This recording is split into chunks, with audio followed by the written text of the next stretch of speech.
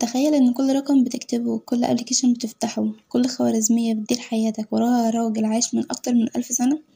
راجل خلى الصفر من اللي مش موجود لقوة تغير الكون، خلى الفوضى لنظام والأرقام للغة العالم كله فهمها. اسمه محمد بن موسى الخوارزمي، عبقري الأرقام اللي تحدى الجهل وكتب التاريخ بإيده.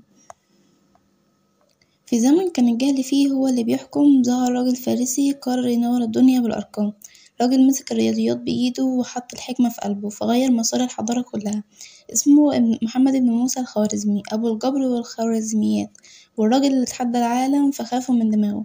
لقبوه بأب الرياضيات الحديثة لأنه زي أرخميدس أو فيثاغورس، غاص في أسرار الأرقام بس بطابع إسلامي مصري أصيل، مليان إيمان وابتكار. من مدينة صغيرة في آسيا الوسطى وصل لقلب بغداد، وبقى رمز للي ما يخافوش يبدأوا من الصفر. دي مش بس قصة عالم، دي قصة النور اللي جوا كل واحد فينا. كانت الدنيا مليانة رمل وأسرار، وشمس الشرق بتطلع على مدينة صغيرة فيها ولد بيحب الأرقام أكتر من أي لعبة. اتولد الخوارزمي سنة 780 ميلادي في خوارزم، اللي هي دلوقتي في أوزبكستان. المدينة دي كانت جزء من الإمبراطورية الإسلامية، مليانة تجار ومسافرين، بس الفرص للعلماء كانت زي السيرو تقريبا. الكل كان بيتوقع إن الواد يتعلم شوية ويشتغل في التجارة، لكن الخوارزمي كان غير الكل. أبوه موسى كان راجل متعلم ومولع بالعلم، كان عنده إيمان إن العلم هو اللي بيغير مصير الناس. رغم الصعوبات قرر يعلم ابنه في وقت كان العلم فيه للناس قليلين جدا. دخله مدارس المنطقة وبعدين نقل لبغداد عاصمة الخلافة العباسية عشان يضمن إنه ياخد تعليم زي الناس الكبار. كل يوم كان بيرجع وعينه منورة بحماس، كان دايما الأول في دراسته، مش عشان بيحفظ زي البغبغانات، لأنه كان بيسأل ليه وإزاي، ده صح ولا لأ. الأسئلة دي كانت بداية طريق غير أي طريق. من صغره انبهر بالعلوم اليونانية والهندية، وكان بيقرأ كتب في أفلاطون وأرسطو، وده خلاه يختار طريق العلم النقي اللي بيفسر أسرار الدنيا. من هنا بدأت رحلته اللي هتغير كل حاجة. كبر الخوارزمي وراح لبغداد في عهد الخليفة هارون الرشيد وبعدين المأمون، ودخل بيت الحكمة، أكبر مكتبة ومركز علمي في الدنيا وقتها. دخوله المكان ده في القرن التاسع كان حاجة كبيرة، لأن العلماء كانوا زي نجوم في السماء، قليلين وصعب توصل ليهم. الناس كانت بتبصله باستغراب، فارسي من حتة بعيدة وسط العباقرة دول، بس هو كان بيضحك ضحك هادي وبيقول العلم مش للي عنده فلوس، العلم للي عنده دماغ.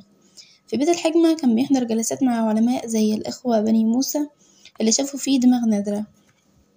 الخليفة المأمون كان بيدعمه وبيشجعه وقال عنه ده مش بس عالم، ده واحد هيخلي اسمه في التاريخ.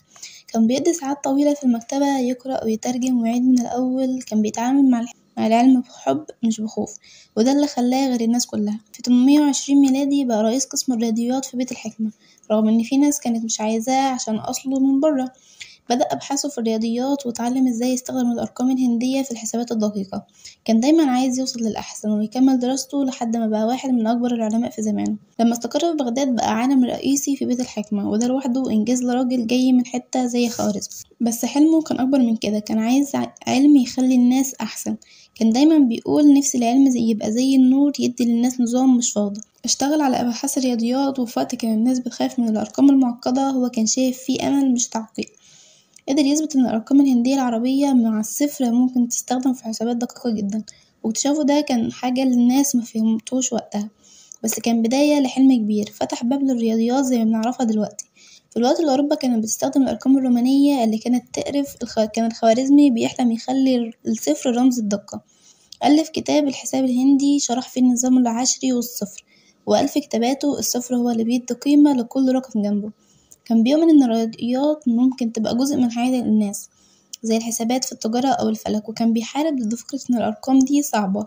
إنجازاته خلته يكتسب احترام الخليفة وبقى رمز للعلماء اللي بيستخدموا علمهم عشان يقدموا حاجة للناس. اتعين رئيس فريق علمي بيترجم كتب من اليوناني والهندي، وهناك في بغداد اشتغل على مشاريع ضخمة، وشاف بعينه الفرق بين اللي بيستخدم العلم عشان يفهم واللي بيستخدمه عشان يتحكم. في سنة 830 قاد فريق لقياس محيط الأرض، واشتغل في مراصد فلكية متطورة. ورغم إنه كان فارسي في عالم عربي، إلا إنه كان من القليلين اللي سمحوا لهم يقودوا مشاريع زي دي، وده كان إنجاز كبير لأن المشاريع دي كانت للناس الكبار بس. هناك طور أفكاره عن الجبر والفلك وعمل جداول فلكية دقيقة ساعدت الناس في الملاحة والزراعة. بس بعد كده بدأ يحس بتحديات، أسئلة كتير عن بحثاته ودعوات غريبة عشان يستخدم علمه في حاجات سياسية، وكان بيرفض أي عرض له علاقة بالحروب، وكان مصر إن علمه للناس مش للسلطة، وده خلاه هدف لناس كتير خافت من أفكاره. في وسط شغله ألف كتابه الأشهر الجبر والمقابلة، كتاب شرح فيه ازاي تحل المعادلات الخطية والتربيعية، وافق على نشره بحسن نية بس الكتاب ده غير الدنيا. الكتاب اترجم للاتيني في القرن الاتناشر وكلمة الجبرا طلعت منه، وكلمة الجوريزم جت من اسمه الخوارزمي.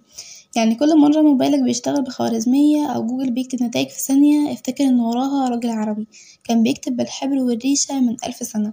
يشاع إن في أعمال ليه كانت سرية لأنه رفض يتعاون مع جهات سياسية وكان هينشر علوم للكل. ومات الخوارزمي حوالي سنة 850 ميلادي وهو عنده حوالي 70 سنة، بس مات واقف زي شجرة نورت ومحدش قدر يطفيها. تحقيقات موته كانت غامضة ومحدش عارف كل أسرار أعماله اللي زاد من الغموض حوالين تأثيره. بعد ما مات سيرته فضلت تكبر أكتر ما بتموت، كرمته الحضارة الإسلامية بعد سنين واتسمت خوارزميات في الرياضيات والكمبيوتر باسمه. في القرن العشرين منظمات علمية كرمته وكتبوا عنه في كتب زي الخوارزمي أبو الجبر. وسيبك من الجوايز، الأهم إنه علم أجيال إن العلم ملوش حدود ولا جنسية ولا سقف.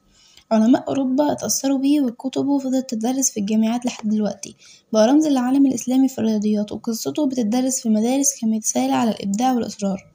من حكاية الخوارزمي نقدر نطلع بشوية دروس نستفاد فيهم في حياتنا الشخصية.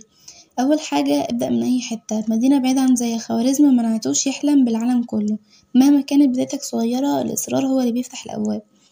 تاني حاجة صدق في نفسك حتى لو الكل شاكك فيك، الطاقة اللي جواك ممكن تغير تاريخك. الخوارزمي واجه استغراب الناس بس إيمانه بدماغه خلاه يكمل.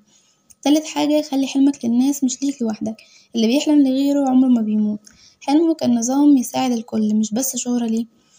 رابع حاجة واجه جهلك بالعلم مش بالسكوت، هو مستخباش اتكلم بعلمه في زمن الناس كانت بتخاف من الأرقام هو شاف فيها نور. خامس حاجة النور الحقيقي مش في الشهرة، النور في الأثر، والخوارزمي ساب أثر لسه منور لحد دلوقتي. سادس حاجة رفض اللي يضر الناس رفض إن علمه يبقى سلاح واختار التقدم رغم كل التحديات. سابع حاجة ورث نورك للأجيال، ألف كتاب وجداول عشان العلم يفضل عايش بعده. خد نفس وافتكر النور اللي جواك من زمان، مش كل اللي يغيروا الدنيا بيكملوا الطريق بس كل اللي صدقوا في نورهم بيفضلوا عايشين حتى لو راحوا. الخوارزمي مش بس عالم، هو دليل إن الإنسان العربي قادر يعمل أي حاجة. لو عندك حلم امشي في طريقه خطوة بخطوة وخلي نورك ينور اللي حواليك. وما تنسوش تصلوا على الحبيب. سلام.